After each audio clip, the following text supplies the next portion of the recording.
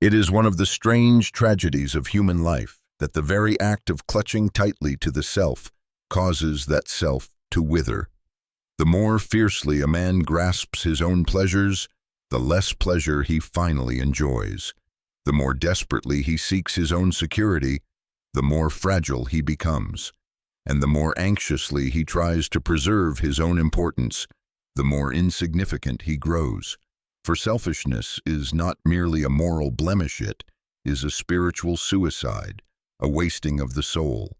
We imagine that by hoarding the self we are preserving it, but in truth we are diminishing it, shrinking it, making it less fit for eternity. A man who lives for himself alone will one day discover he has no self worth keeping. I have often thought that the human soul resembles a vessel meant to be filled with light. God, in his generosity, designed us as open chalices, receiving from him and pouring out upon others. But selfishness inverts this posture. It turns the chalice upside down, shutting it against the flow of grace, hoarding its emptiness. The tragedy is not only that it refuses to give, but that it thereby refuses to receive. One must understand that eternity is not simply a quantity of time stretching endlessly. Eternity is the fullness of being, the consummation of the soul's intended glory. A man fitted for eternity is one who is open, expansive, enlarged by love. Yet selfishness contracts him. It is the mathematics of the spirit. To give is to expand, to keep is to shrink. Thus the selfish man makes himself smaller, narrower, less capable of joy, diminishing his eternal capacity. Think of it as one might think of lungs. The lungs are designed to take in breath and give it out again. Were a man to imagine that holding in the air made him stronger, he would soon collapse. So too the soul, it thrives by exchange, by receiving from God and releasing to others. Selfishness is the suffocation of the spirit. It clutches what was meant to circulate, and so it loses even what it hoards. This is why Christ so frequently speaks of losing one's life in order to save it. He is not dealing in paradox for the sake of cleverness, but unveiling a law as real as gravity. The self that clings perishes, the self that yields endures. To be selfish is to rehearse death without resurrection. To be self-giving is to practice resurrection before death. There is, of course, a deceptive sweetness in selfishness at first. A man who lives for his own appetite finds brief satisfactions, the way salt water soothes thirst, for a moment while poisoning the body beneath. The soul that feeds only on itself begins to collapse inward, like a star imploding into darkness. That implosion is hell, a prison of one's own making, the eternal shrinking of the self, until it becomes nothing but a gnawing hunger, forever unsatisfied. But consider its opposite, the man who forgets himself in love. He is not diminished, but enlarged. He discovers, paradoxically, that by pouring himself out, he becomes more truly himself. Love does not erase identity, it fulfills it. In heaven, no one is swallowed by another, for all are perfected in the likeness of Christ, distinct and radiant, yet harmonized like instruments in a great symphony.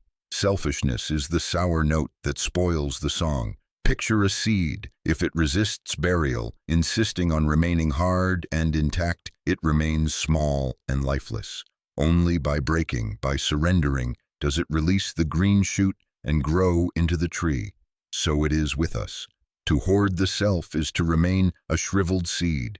To yield is to become a tree under whose branches many may rest. Selfishness is not only wasted opportunity, but wasted eternity. The danger, then, is subtle. We rarely recognize selfishness as destruction, because it often masquerades as prudence, self-protection, or even ambition. Yet beneath its disguises lies the wasting disease of the soul.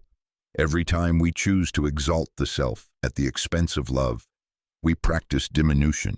We carve away a little of our eternal stature, until what is left may scarcely resemble the creature God intended us to be. Therefore, the call of the gospel is not merely to be good in some vague moral sense, but to be remade, transformed from a shrunken, self-hoarding creature into a radiant, self-giving one. This transformation is not accomplished by our own resolve. The selfish self cannot cure its own wasting. It must be opened by grace, breathed into by the Spirit, and stretched by obedience. The hands that once clutched must be taught to release. The heart that once hoarded must be enlarged to receive. To waste the self in selfishness is to miss the very reason one was created, but to yield the self to God is to find at last the true self one never knew. In Him, what we feared to lose is restored, and what we never dreamed to possess is given. Eternity is not diminished, but magnified. The question then is not whether we will give ourselves away, but to whom and for what. The tragedy of the wasted self is that it still spends itself, yet it spends itself foolishly, upon vanity, upon trifles, upon things too small to bear the weight of a human soul. A man may pour his years into the pursuit of wealth, his talents into the idol of recognition, his strength into the chase for pleasure, and in the end, he discovers he has exchanged eternity for dust. For the self cannot remain static. It must either be enlarged by God's purposes or consumed by lesser loves. Imagine, if you will, a great cathedral, built for the echo of choirs and the blaze of stained glass. It was designed to lift men's eyes toward heaven. But what if one were to board up its windows, fill its nave with rubbish, and use it as a barn? It would still stand, but it would be wasted. It would not be less a building, but less the building it was meant to be. So the selfish soul is not less a soul, but it becomes a soul wasted, a cathedral darkened, an echo silenced. The selfish man may console himself with little achievements, but they are like candles in a cave, brief glimmers that never reach the sun. He feels important for a moment, but eternity does not register his striving. Heaven does not count what was hoarded, but what was given. For the books of eternity are not balanced by what you clutch, but by what you release. One might ask, but if I give myself away, shall I not be emptied?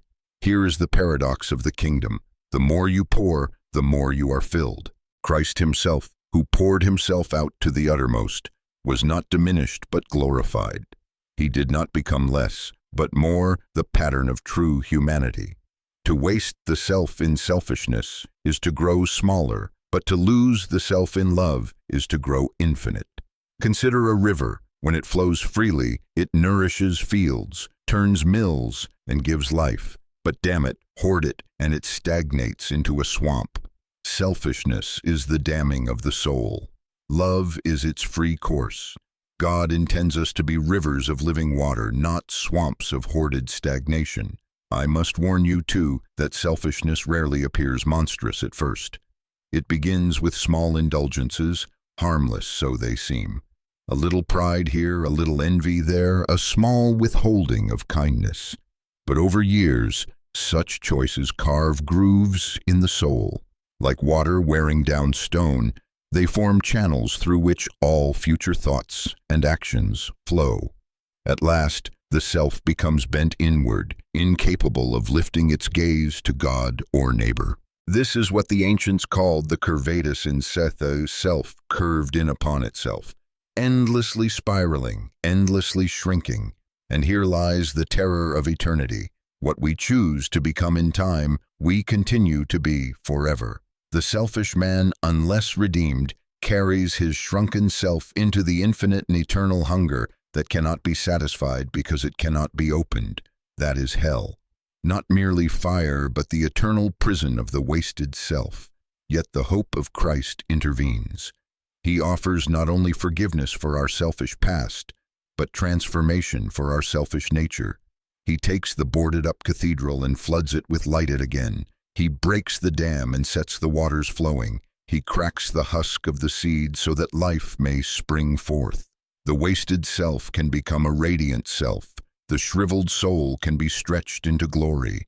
And so the invitation of the gospel is not grim renunciation, but joyous liberation.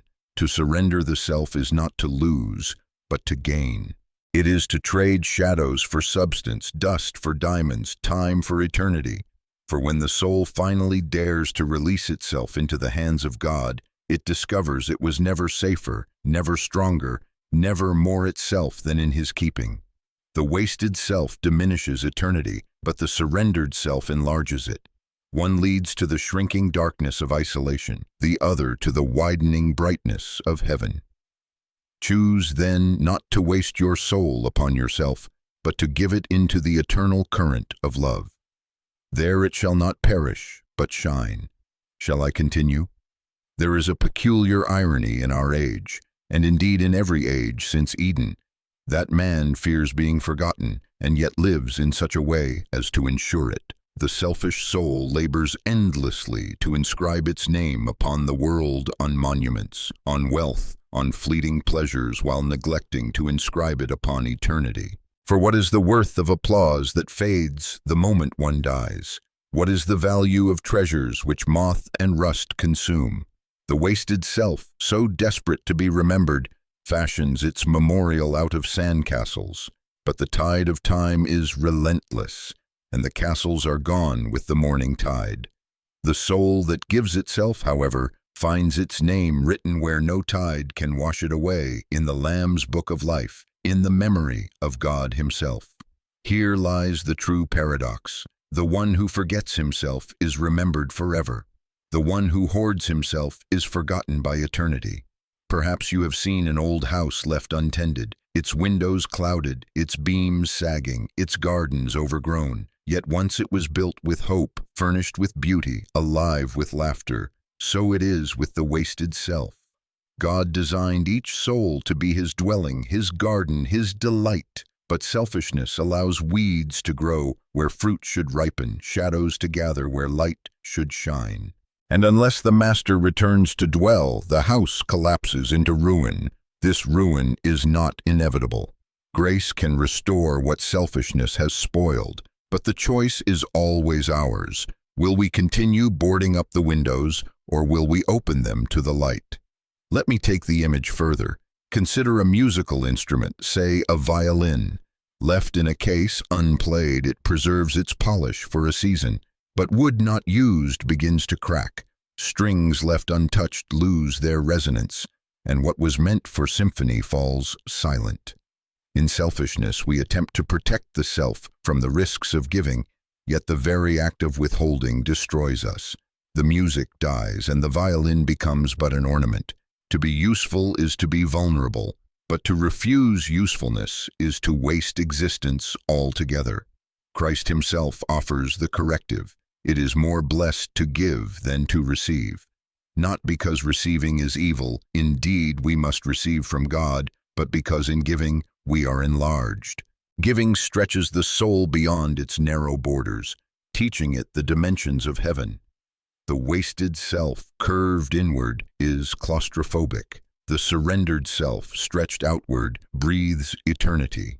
I cannot help but recall the image of Dante heaven, where each soul, by losing itself in the glory of God, shines more brightly and yet does not diminish the brightness of another. The selfish fear that if we give, we will vanish. Yet, in truth, only in giving do we become real. The hoarded self is a ghost, thin and fleeting. The surrendered self is solid, radiant, eternal. My friends, we live always at the edge of two eternities, the wasted and the redeemed. Each choice of selfishness tips us toward one, each act of love toward the other. The true tragedy is not that we might lose pleasure in this life, but that we might diminish the very capacity for joy in the next. The wasted self is not punished merely from without, but from within. It carries its own hunger, its own darkness, into forever. But imagine instead the soul transfigured by surrender. Imagine your life not shriveling but widening, not darkening but blazing brighter with each act of love. Imagine your eternity not as a solitary hunger, but as a banquet shared. This is what Christ offers, that you may not waste the self you were given, but discover the true self you were created to be. There is a passage I have often pondered in the Gospels, where Christ says, What shall it profit a man if he gain the whole world and lose his soul? It is a question of dreadful clarity, for the wasted self is precisely the soul that has bartered eternity for trifles. Imagine a man who owns every diamond, every kingdom, every voice of praise upon earth, and yet when the last breath escapes him, discovers that his hands are empty. What he thought was gain was loss, and what he thought was loss, the surrender of self to God, would have been eternal gain. This is no mere rhetorical flourish. It is the very axis upon which the destiny of every human turns. The wasted self does not stumble accidentally into ruin. It chooses, step by step, to prefer the lesser over the greater. It chooses self over God, appetite over love, shadow over substance. And with each choice, eternity is diminished, not in itself, for eternity remains full and blazing, but in the capacity of that soul to partake in it. Picture eternity as a vast banquet hall, radiant with music, laughter, and joy. Every soul is invited, and the feast is without end. Yet selfishness is like arriving with a thimble when one might have carried a chalice. The wasted self cannot hold the abundance poured out, not because God withholds, but because the vessel has shrunk too small to contain it. The frightening thing is how ordinary the beginnings of such shrinking are. We imagine damnation to be dramatic, but in truth it is often dull. It begins in petty jealousies, in the quiet refusal to forgive, in the daily habit of thinking first and last of oneself. Slowly, imperceptibly, the soul wastes away, not with the roar of thunder, but with the drip of water wearing stone. Hell is not a sudden leap into fire, but the culmination of countless small refusals to love. Yet even here shines the mercy of God. For the same small steps that lead downward may, by His grace, be turned upward. A single act of self-forgetting love begins to reverse the wasting. A single surrender of pride begins to enlarge the soul again. God is not miserly with His grace. He floods even the smallest crack with light, if only we will not seal it shut. And here lies the hope that rescues us from despair. No soul need remain wasted. However shrunken, however boarded up, however withered by years of selfishness, it may be restored. Indeed, it was for this that Christ came, not merely to forgive wasted selves, but to remake them into radiant ones. To cling to the self is to diminish. To yield to Christ is to be remade. I do not mean that the process is painless. To be stretched after long shrinking feels like tearing. To be filled after long emptiness may ache. Yet the pain is the pain of healing, not of ruin. Better the surgeon's cut than the cancer's growth. Better to surrender and be enlarged than to clutch and be diminished forever. Therefore, the great question before each of us is this: will I waste the self upon myself, or will I release it to God and neighbor? One path leads to isolation, hunger, and shadows. The other to communion, fullness, and light. Eternity does not begin after death. It begins now in the secret choices of the heart. To waste the self now is to practice wasting forever. To give the self now is to rehearse the joy of heaven. Let us not then be like those who board up their windows and call it safety, or like seeds that refuse to break and call it preservation. Let us rather dare the risk of love, the surrender of self, for only then do we find that nothing is lost. What is given to Christ is not wasted, but kept in glory, kept in joy, kept in the embrace of eternity. The wasted self, you see, is not merely an unfortunate accident. It is a deliberate refusal of the divine arithmetic. God has woven into the fabric of existence a law as sure as gravity, that to give is to live, and to hoard is to die. The selfish soul attempts to bend this law, as if a man might leap from a cliff and command the earth not to draw him down. For a while he may imagine himself free, but the ground will meet him all the same. So it is with the soul that clings to self. It cannot escape the consequence of its inward turn. Now there is in selfishness a curious illusion. The man imagines that by keeping the self intact, he secures his identity. He supposes that surrender to God would erase him like a drop of rain lost in the ocean. But the truth is the reverse. Only in God does the self become real. The wasted self dwindles into shadow, thin and brittle, while the surrendered self grows solid, luminous, distinct. In heaven, no one is less himself for being united with God. He is more himself than ever before. Think of the great saints, those who poured themselves out most completely. Do we not remember them as larger than life? Their joy was expansive, their love inexhaustible, their very presence a window into eternity. They did not become vague or faceless by their surrender. They became radiant. The wasted self hides in a dim room, whispering mine, mine, mine, until even its own voice fades. The surrendered self sings with the choirs of heaven, each voice unique yet harmonized. One might compare it to colors in a stained glass window. Alone, a shard of red or blue is sharp, perhaps even dull.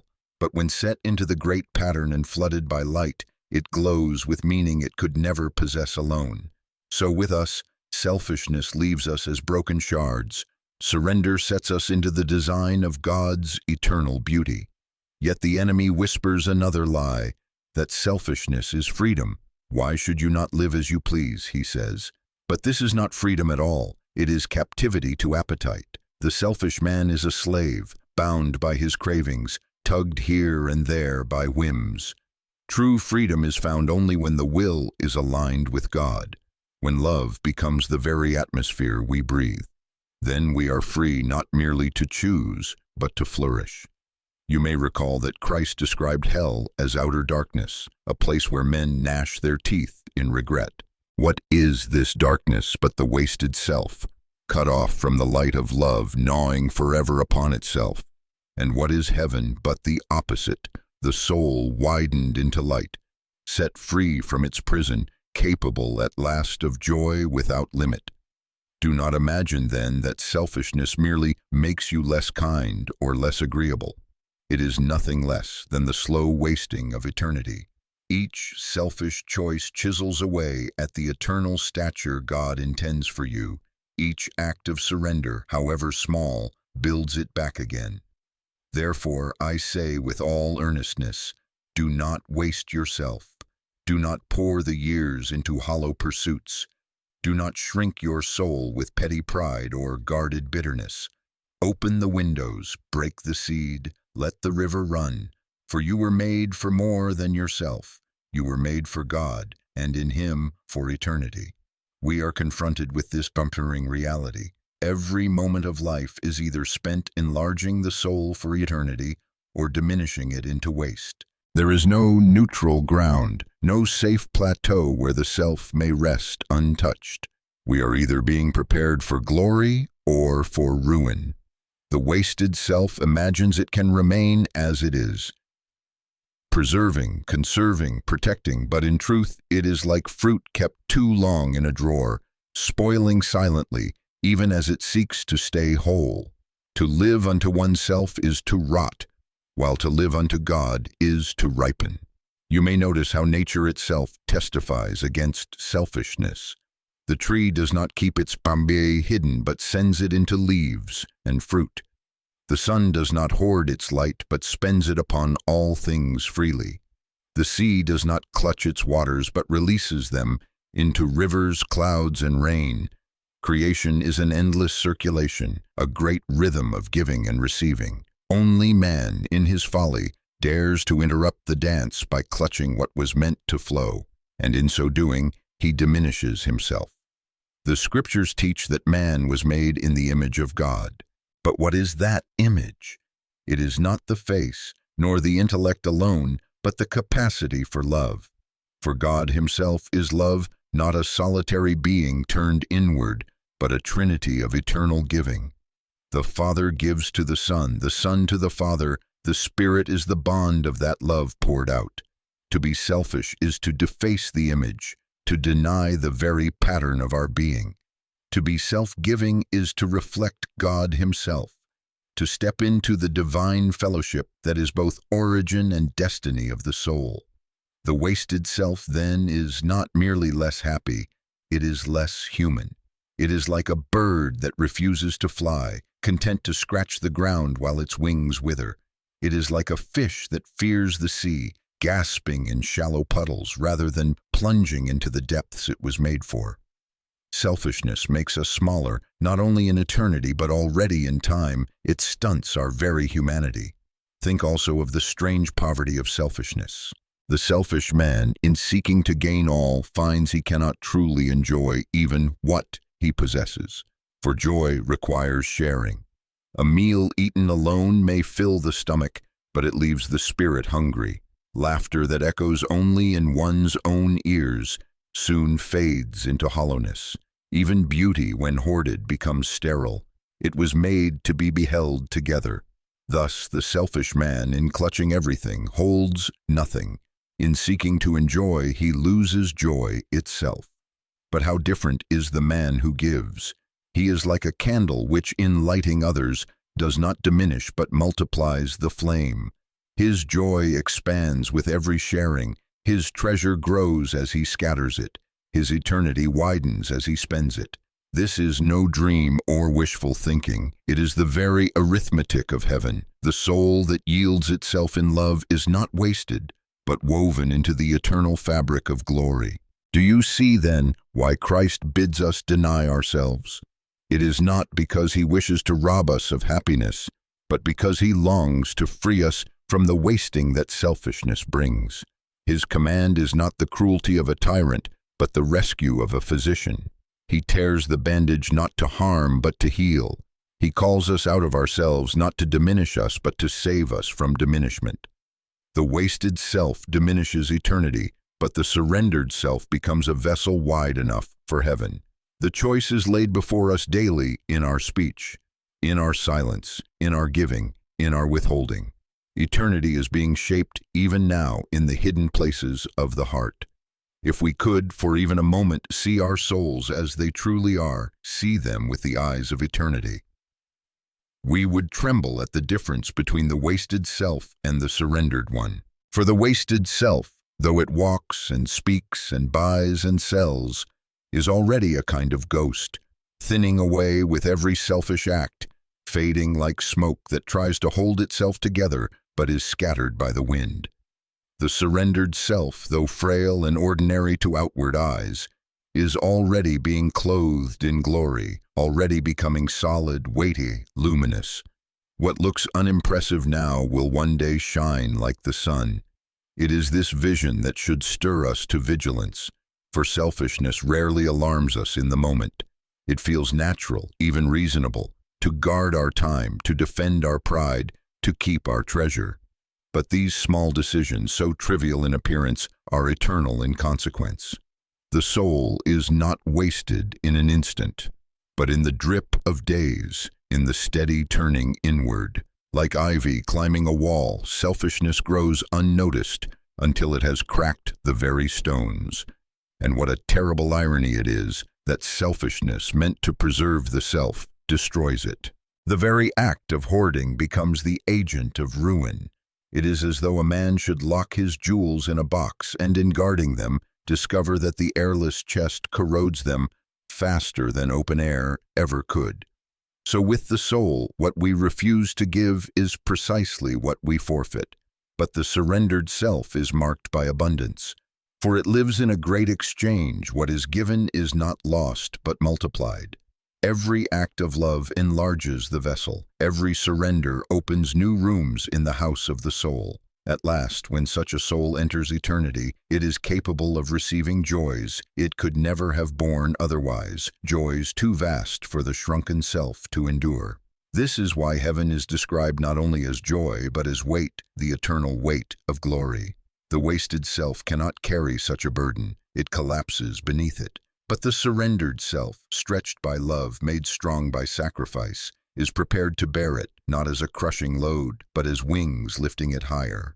You may have known, in moments of true giving, a faint foretaste of this. Think of times when you forgot yourself entirely in love for another, perhaps caring for a child, or comforting the sorrowful, or laboring in secret with no thought of reward. In those moments you did not feel diminished, but enlarged. You were for a time more alive, more luminous, more real. That is the beginning of eternity entering into time. It is a rehearsal for heaven. And here is the warning: if selfishness rehearses hell, then self-giving rehearses heaven. Each act is a step in one direction or the other. There is no standing still. The soul is always becoming what it will forever be. The wasted self is a rehearsal for eternal isolation. The surrendered self, a rehearsal for eternal communion. Thus the question presses upon us with greater weight: will we waste the self upon ourselves, or release it into the eternal circulation of love? For the end of all things is not the preservation of self, but the transfiguration of self becoming, in Christ, what we were always meant to be.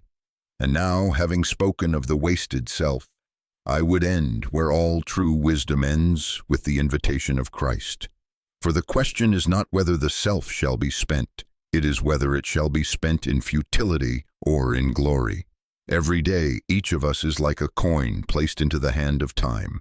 We may throw it into the shadows of selfish desire, where it is swallowed up and lost, or we may place it into the treasury of God, where it is multiplied into eternity. The truth is that none of us, left to ourselves, can escape selfishness. We are born curved inward, anxious to preserve our little kingdoms, clutching at shadows. But Christ came to unbend what was bent, to restore what was wasted, to enlarge what had shrunk. He did not merely command us to love, he gave himself in love, showing us that the true self is not diminished by surrender, but glorified. On the cross, we see the paradox unveiled. The one who gave himself most completely is the one who is now exalted above every name. The wasted self diminishes eternity because it refuses to enter into its own purpose. But the surrendered self magnifies eternity, for it lives as it was created to live, in the circulation of love that flows from the Father, through the Son, by the Spirit, and into the world. Here is the mystery, that by giving ourselves away, we do not become less, but more, not ghosts, but glory. Imagine the difference at the final horizon. The wasted self, having shrunk inward, stands before eternity as a thimble before a great ocean. It cannot hold the joy that is poured out, and so it remains forever unsatisfied. The surrendered self, however, comes as a chalice wide and deep, made ready to contain rivers of delight. The difference is not in God's generosity, but in the vessel's capacity. We are choosing even now what kind of vessel we will be. Let us then not waste our souls in selfishness. Let us not board up the cathedral, silence the music, or hoard the river. Let us open wide to the light, surrender to the song, and let the living water flow. For to live for oneself is to die, but to die to oneself is to live. The arithmetic of heaven has no loopholes. What is hoarded is lost. What is given is kept. And when the day comes that we cross the threshold of eternity, may it not be as shadows who have wasted the selves entrusted to us, but as children of glory, radiant and real, prepared to bear the eternal weight of joy. For the wasted self is a tragedy, but the surrendered self is a triumphal life, not diminished, but fulfilled, not lost, but found. If these words have stirred you, dear friends, I invite you to reflect, to share your thoughts, and to carry this message further. Do like this video, leave your comment, share it with others who may need its light, and subscribe for more reflections that keep us leaning toward eternity.